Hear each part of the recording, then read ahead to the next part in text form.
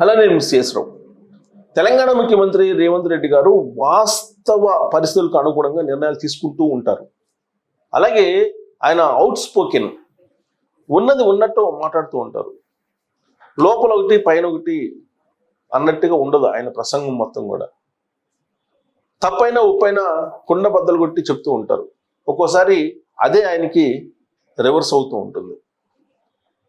దాంట్లో ఇటీవల కాలంలో జరిగినటువంటి ఒక అంశాన్ని తీసుకుంటే తెలంగాణ రాష్ట్ర పరిస్థితి, ఆర్థిక పరిస్థితి ఎలా ఉందనేది ఎక్స్ప్లెయిన్ చేస్తూ ఎక్కడికి వెళ్ళినా కానీ రుణాలు ఇవ్వట్లేదు, డబ్బులు అడుగుతారేమని భయపడిపోతున్నారు, ఎవరు ఇచ్చేటువంటి పరిస్థితి లేదు అనేటువంటిది చెప్పారు. ఆయన రాష్ట్ర పరిస్థితి గురించి ఎగ్జాక్ట్గా ఉన్నది ఉన్నట్టు చెప్పారు, ఉద్యోగులు అర్థం చేసుకునేలాగా. దాన్ని నెగిటివ్ షేడ్లో తీసుకెళ్ళి తెలంగాణ రాష్ట్రాన్ని కించపరుస్తూ ఆయన మాట్లాడారు, తక్కువ చేస్తూ మాట్లాడారు అనేటువంటి భావంతో ప్రత్యర్థులు ఆయన మీద దాడి చేశారు. అయినప్పటికీ ఆయన ఉన్నది ఉన్నట్టే చెప్తాను, నేనేదో లంకి బిందులు ఉన్నాయి అనుకున్నాను, కానీ ఓటికొండలు ఉన్నాయి, ఇక్కడ 8 లక్షల కోట్లకు పైగా అప్పులు చేసి వెళ్ళిపోయారు. ఆ అప్పులు తెచ్చడానికి డబ్బులు లేవు, అప్పులకు వడ్డీ కట్టడంతో పాటు ఉద్యోగులకి జీతభత్యాలు ఇవ్వడానికే వచ్చిన రెవెన్యూ కాస్త సరిపోతుంది, కాబట్టి ఇలాంటి పరిస్థితుల్లో నేను ఏం చేయగలను అని చెప్పి ఉద్యోగులకు తన ఆవేదనను వ్యక్తం చేశారు. ఇది వాస్తవం. కానీ దాన్ని నెగిటివ్ షేడ్లో తీసుకెళ్ళి రేవంత్ రెడ్డి గారిని ఒక తెలంగాణకి విలన్గా చూపించే ప్రయత్నం చేశారు. కానీ ఆయన వాస్తవ పరిస్థితులకు అనుగుణంగా నిర్ణయాలు తీసుకుంటూ ఉంటారు. ఇప్పుడు తాజాగా తీసుకున్న నిర్ణయం కూడా అదే. తెలంగాణలో జిల్లాకి ఒక డే కేర్ సెంటర్ పెట్టాలని చెప్పి నిర్ణయించుకున్నారు. ఏంటి ఆ డే కేర్ సెంటర్ అంటే, ప్రస్తుతం తెలంగాణలో 10 లక్షల మంది వృద్ధులు ఉన్నారు, వాళ్ళకి సౌకర్యం కల్పించాలి, వాళ్ళకి గ్రంథాలయం లేదంటే ఇండోర్ గేమ్స్ లేదంటే వాళ్ళకి ఆహ్లాదకరమైనటువంటి వాతావరణం ఉండేలా చేయాలి అనేటువంటి నిర్ణయాన్ని ఆయన తీసుకున్నారు. సాధారణంగా ఏ ముఖ్యమంత్రి కూడా ఇంత మానవీయ కోణంలో నుంచి ఆలోచించరు, చాలా తక్కువ మంది మాత్రమే ఇలా ఆలోచిస్తూ ఉంటారు. ఆయనేమి ఎన్నికల మేనిఫెస్టోలో డే కేర్ సెంటర్లు పెడతానని చెప్పలేదు, పెట్టినటువంటి పథకాలని అమలు చేయట్లేదని చెప్పి బీఆర్ఎస్ పార్టీ లేదా బీజేపీ విమర్శిస్తున్నటువంటి సమయంలో డే కేర్ సెంటర్లని ఆయన అనౌన్స్ చేశారు. ఇది ఒక కొత్త పథకం, వినూత్నమైన పథకం అని చెప్తున్నారు ఆయన. ఇక నుంచి రాష్ట్రంలో ఉండేటువంటి వయోజనులు, వయసు మీద పడినటువంటి వాళ్ళు ఆడుకోవడానికి కానీ, అభిప్రాయాలు పంచుకోవడానికి కానీ, ఆహ్లాదకరంగా టైం స్పెండ్ చేయడానికి కానీ, అభిప్రాయాలను పరస్పరం పంచుకోవడానికి కానీ ఒక వేదికను ఏర్పాటు చేయాలని చెప్పి ఆయన అనుకున్నారు. అందుకే డే కేర్ సెంటర్స్ అని పెడుతున్నారు. ప్రతి జిల్లా హెడ్ క్వార్టర్లో ఈ డే కేర్ సెంటర్లు ఉండబోతున్నాయి. దాంట్లో వయోజనులు ఎవరైనా రావచ్చు, వచ్చినటువంటి వాళ్ళకి ఆడుకోవడానికి ఇండోర్ గేమ్స్ ఉంటాయి, చదువుకోవడానికి ఆధ్యాత్మికమైనటువంటి పుస్తకాలు ఉంటాయి, రామాయణ మహాభారతాలు అలాగే పురాణాలు వేదాలు ఇవన్నీ కూడా వాళ్ళకి ఏం కావాలంటే అవి అందుబాటులో ఉంచేలాగా ఏర్పాట్లు ఆ డే కేర్ సెంటర్లో ఉంచుతూ ఉన్నారు. కనీస సౌకర్యాలు కల్పించడంతో పాటు ఇవన్నీ కూడా ఉంచాలని చెప్పి నిర్ణయించుకున్నారు. నాకు తెలిసినంత వరకు చంద్రబాబు నాయుడు గారు 2014 నుంచి 2019 మధ్యలో ఎన్నికల ప్రచారం సందర్భంగా 2014 ఎన్నికలకు ముందు ఎన్నికల సందర్భంగా ఆయన వృద్ధాశ్రమాలు పెడతానని చెప్పి చెప్పారు. ప్రభుత్వం వైపు నుంచి వృద్ధాశ్రమాలను పెట్టి ప్రభుత్వమే వయోజనులకు, అంటే వయసు మీద పడినటువంటి వాళ్లకు అండగా దండగా ఉంటాను అని చెప్పి చెప్పారు. బట్ ఆ దిశగా చంద్రబాబు నాయుడు గారు అడుగులు వేసినటువంటి దాఖలాలు పెద్దగా లేవు. కానీ ఆయన శిష్యుడిగా పేరున్నటువంటి రేవంత్ రెడ్డి గారు మాత్రం తెలంగాణలో వృద్ధాశ్రమాలు అనకుండా డే కేర్ సెంటర్లు అంటున్నారు. ఆ డే కేర్ సెంటర్లను పెట్టడం ద్వారా వృద్ధులకు అన్ని రకాలుగా అండదండగా ఉండటంతో పాటు సహాయ సహకారాలు అందించాలి, ఆహ్లాదంగా వాళ్ళని ఉంచాలి అనేటువంటి నిర్ణయం తీసుకున్నారు. ప్రాథమికంగా వేసినటువంటి అంచనా ప్రకారం తెలంగాణలో సుమారుగా 10 లక్షల మంది వృద్ధులు ఉన్నారు.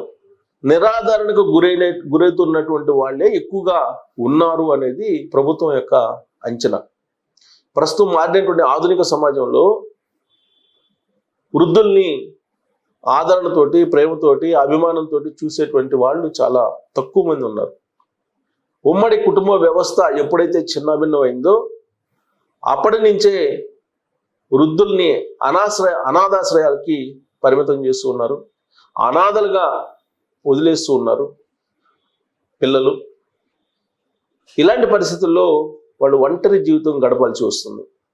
ఆ కారణంగా మానసిక వేదనకు వాళ్ళు గురవుతున్నారు, మానసికంగా కుంగిపోతున్నారు. అలాంటి పరిస్థితి రాకుండా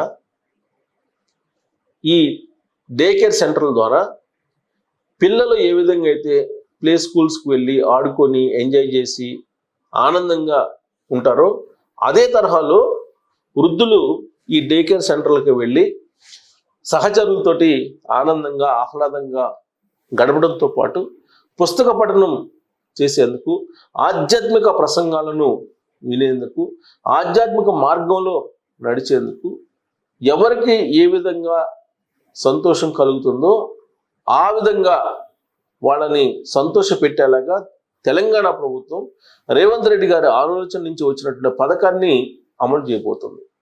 సో ప్రతి జిల్లాకి ఒక డే కేర్ సెంటర్ని ప్రస్తుతం పెట్టాలని చెప్పి నిర్ణయించుకున్నారు. ఇది కేవలం మోడల్ మాత్రమే, నమూనా మాత్రమే. ఆ తర్వాత ప్రతి మండలానికి లేదా ప్రతి నియోజకవర్గానికి ఒక డే కేర్ సెంటర్ పెట్టాలనేటువంటి ఆలోచన కూడా ఇప్పుడున్నటువంటి రేవంత్ రెడ్డి గారి ప్రభుత్వం ఆలోచిస్తుందని చెప్పి తెలుస్తూ ఉంది.